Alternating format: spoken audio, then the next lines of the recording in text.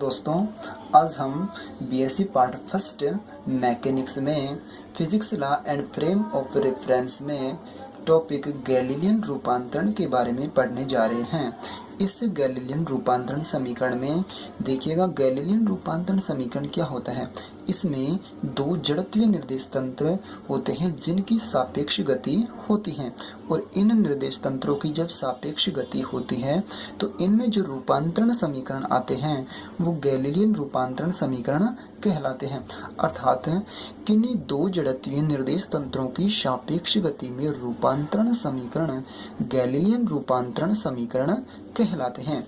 यहाँ पर सबसे पहले हम नंबर फर्स्ट पढ़ते हैं स्थिति रूपांतरण समीकरण के बारे में।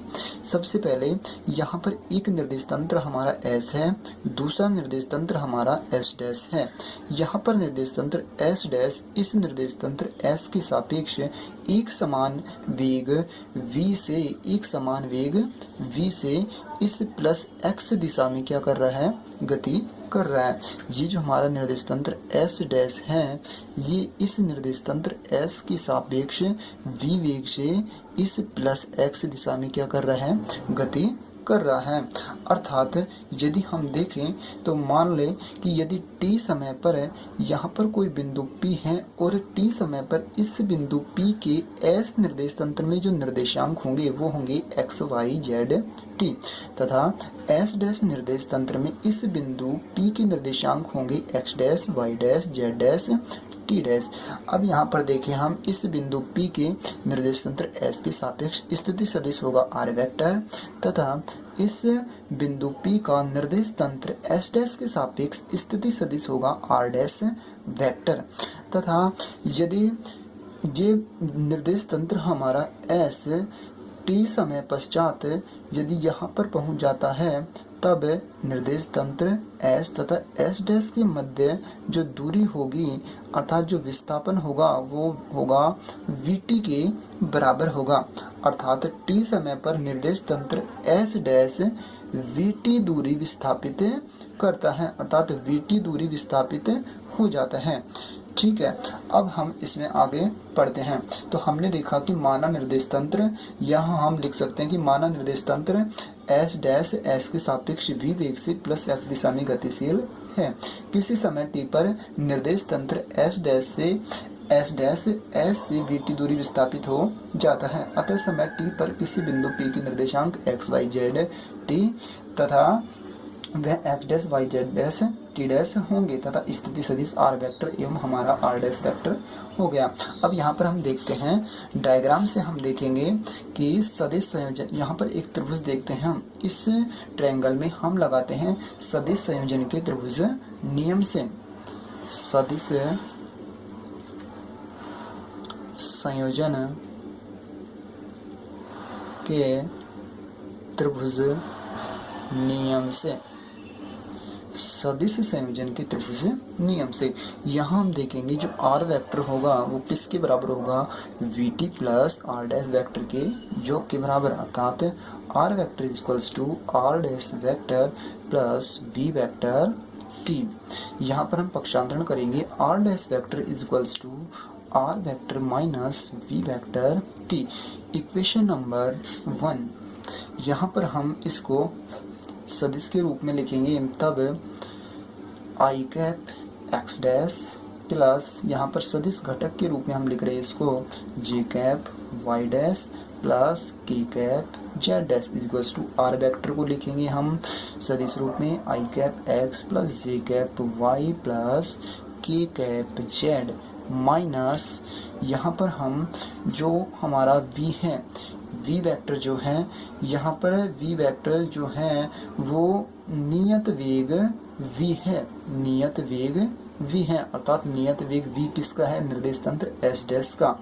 अर्थात यहाँ पर इसका जो घटक आएगा वो केवल प्लस x दिशा में आएगा, y तथा z दिशा में इसका घटक क्या होगा, 0 होगा। कौन से, इस वेग v का घटक, क्योंकि जो निर्देश तंत्र S डैश है वो केवल प्लस x दिशा में गतिशील है, ना कि y और z दिशा में, इसलिए हम इसका केवल x घटक ही लेंगे, अर्थात i कैप वाला घटक ही आएगा। इसका मतलब हम इसे लिखेंगे सदिश रूप में आई cap we T, I cap we T.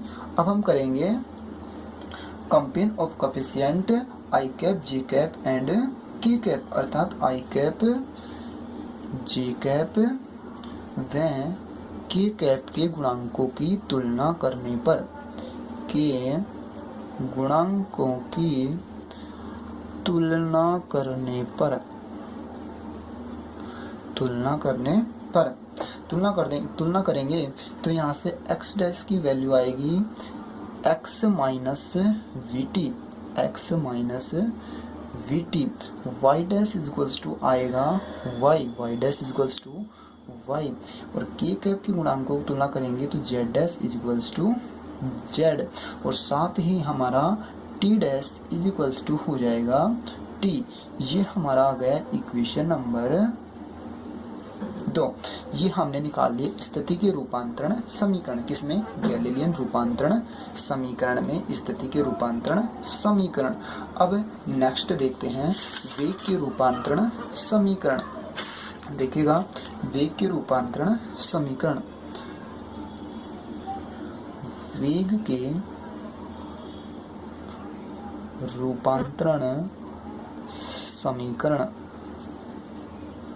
अब वेग के रूपांतरण समीकरण निकालने के लिए हम इस समीकरण नंबर 1 का डिफरेंशियल कर देंगे विद रेस्पेक्ट टू टी, अर्थात समीकरण 1 का अवकलन हम टी के सापेक्ष करते हैं, तब हमारे आ जाएंगे वेग के रूपांतरण समीकरण।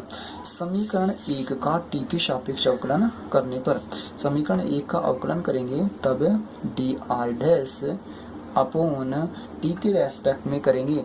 यहाँ पर आर डैश जो है वो निर्देश तंत्र एस डैश के सापेक्ष स्थिति सदिश है, इसलिए हम यहाँ पर टाइम लेंगे कितना, कौन सा, टी डैश। इसलिए d r dash upon d t dash is equals to d r over d t minus इसका करेंगे तो वी, क्योंकि v हमारा कांस्टेंट है इसलिए साइड में आ जाएगा, और t का अवकलन जो होगा वो कितना होगा, 1 होगा। इसलिए d r dash upon d t dash हो जाएगा हमारा v dash is equals to d r over d t हो जाएगा v माइनस कैपिटल v। ये हमारी इक्वेशन आ गई, कौन सी, इक्वेशन नंबर 3। अब यहाँ पर इस इक्वेशन को हम लिखते हैं वेक्टर फॉर्म में, सदिश रूप में समीकरण को लिखने पर इसको हम लिखेंगे I cap V x dash plus J cap V Y dash plus K cap V Z dash is equals to I cap V X plus J cap V Y plus K cap V Z minus I cap V. अब यहाँ पर फिर से हम आई cap जी cap तक के cap के गुणांकों की तुलना करने पर, यहाँ पर हम गुणांकों की तुलना करेंगे तब आई कैप के गुणांकों की तुलना करेंगे तो v x dash is equals to आएगा हमारा वी एक्स और माइनस यहाँ से v। इसी प्रकार V Y dash is equals to आ जाएगा हमारा वी वाई, और V Z dash is equals to आएगा V Z and T is equals to T dash. इसको हम आगे लिखते हैं। देखिएगा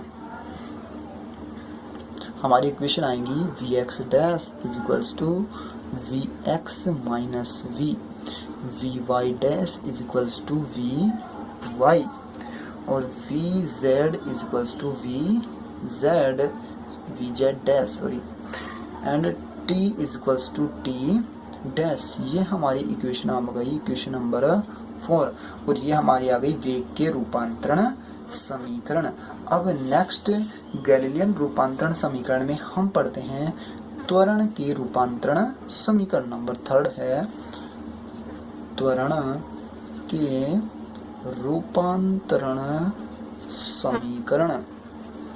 त्वरण के रूपांतरण समीकरण। अब यहाँ पर हम जो हमारी इक्वेशन नंबर 3 आई थी, इक्वेशन नंबर जो हमारी 3 आई थी, इक्वेशन नंबर ये वाली 3, इस इक्वेशन 3 का इस इक्वेशन 3 का हम वापस से अवकलन कर देंगे t के रेस्पेक्ट में, तब हमारे आ जाएंगे त्वरण के रूपांतरण समीकरण। तो अवकलन करते हैं इसका, dv dash over dt dash is equals to dv over dt।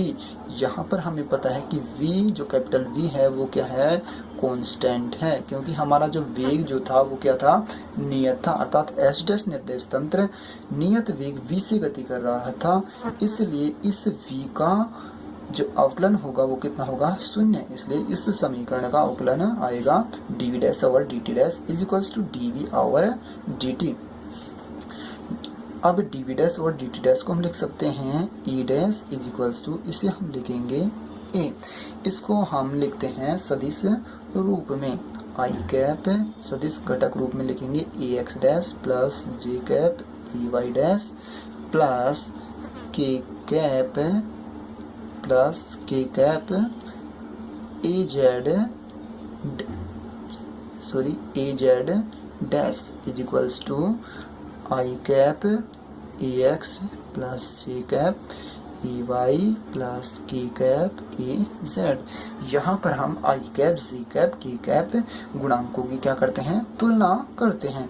तो तुलना करेंगे तब ax equals to ax dash equals to ax, ay dash is equals to ay, az dash is equals to az। ये हमारी आएगी equation number 5। अब ये हमारे आ गए त्वरण के रूपांतरण समीकरण। अब यहाँ पर यदि हम देखें, हमें पता है कि हम बात कर रहे हैं जड़त्वीय निर्देश तंत्रों की, अर्थात गैलीलियन रूपांतरण समीकरण हम किसके लिए पढ़ रहे हैं, जड़त्वीय निर्देश तंत्रों के लिए। तो यदि यहाँ पर हम देखें जड़त्वीय निर्देश तंत्र में यदि यहाँ बाह्य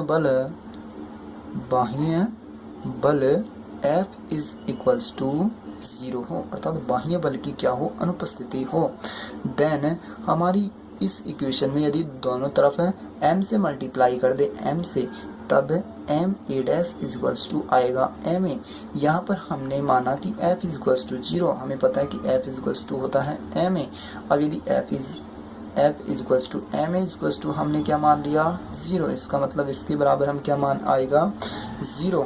then a dash is equals to a भी क्या होगा, 0 होगा। इसका मतलब गैलीलियन रूपांतरण समीकरण में जो त्वरण आया वो कितना आया, 0 आया, अर्थात जो गति होगी यहाँ पर जो सापेक्ष गति हुई वो कैसी गति होगी, त्वरण रहित गति होगी, अर्थात निर्देश तंत्र कैसे होंगे, जड़त्वीय निर्देश तंत्र होंगे।